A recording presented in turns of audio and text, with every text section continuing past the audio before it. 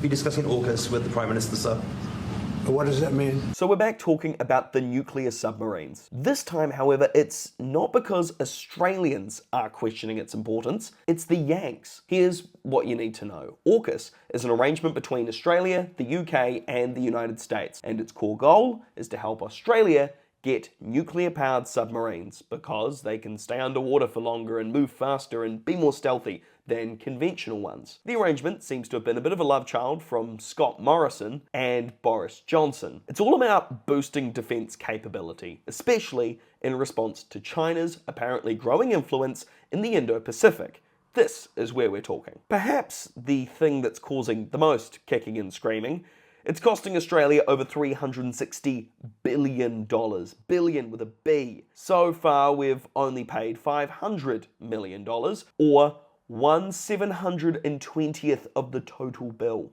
Now, some members of the defence community believe that money could be spent elsewhere, on fun things like drones and missiles and bases up north. But AUKUS has support from Labor and the Coalition. And there is also debate if we will actually even get the submarines at all. So why are we talking about it now, when the deal was announced back in 2021? Well, while AUKUS is a regular topic of debate in Australia, it barely rates a mention in the US. Be discussing AUKUS with the Prime Minister, sir. What does that mean? In fairness, it seems that he did know what it was, and maybe this moment is what led Pentagon Policy Chief Elbridge Colby to reportedly run a review into the AUKUS deal. British Labour PM Keir Starmer did likewise after he came to office last year. The difference this time, we know that the US hasn't been the friendliest to us recently. Remember, this is not the act of a friend. About Trump's tariffs?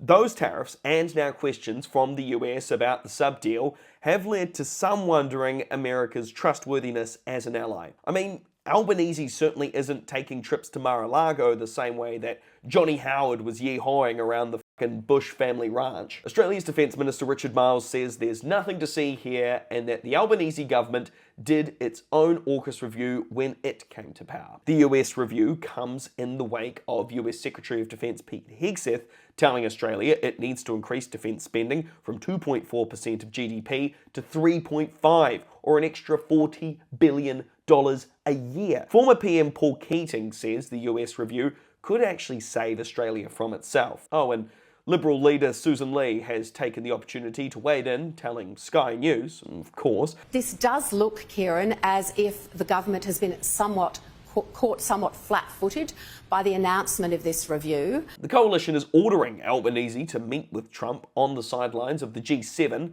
as if the PM somehow has control of the uncontrollable president's diary. Still, if the PM and the president do meet, Albanese will have to add AUKUS to tariffs and the Channel 9 journo getting shot with rubber bullets in LA to the topics for discussion.